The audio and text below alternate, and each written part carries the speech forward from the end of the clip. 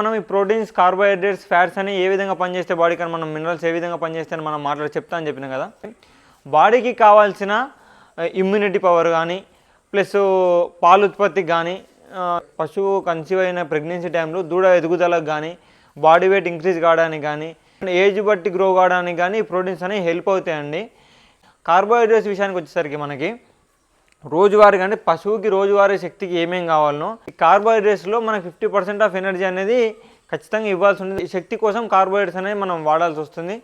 అది కాక మనకి ఈ ఫ్యాట్స్ విషయానికి వచ్చేసరికి ఈ ఫ్యాట్స్ అనేవి బాడీకి కంపారిటివ్లీ మనం కార్బోహైడ్రేట్స్తో పోల్చుకుంటే ఇందులో కూడా అధిక మొత్తాల్లో శక్తి అనేది మనకి పశువుకి ఇస్తుంది.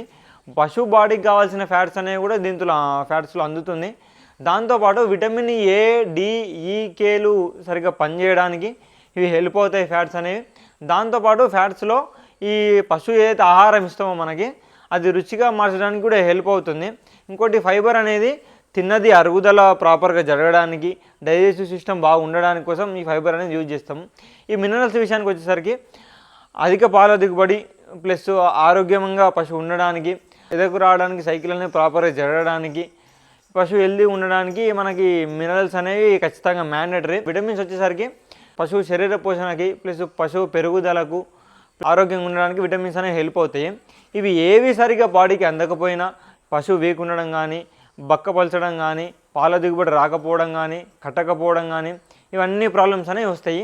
ఈ పోషకాలు అనేవి ఎందులో ఏ దానిలో దొరుకుతాయో మనం నెక్స్ట్ వీడియోలో అప్లోడ్ చేయడం జరుగుతుంది. అది చూడాలనుకుంటే మన అకౌంట్ని ఇప్పుడే ఫాలో చేయండి. ఇంకోటి మీ తోటి మిత్రులు డైరీ ఫామ్ ఎవరైనా ఉన్న వాళ్ళు కూడా ఈ వీడియో తప్పక షేర్ చేయండి. దీని మీద మీ అభిప్రాయం కూడా ఖచ్చితంగా కామెంట్ చేయండి.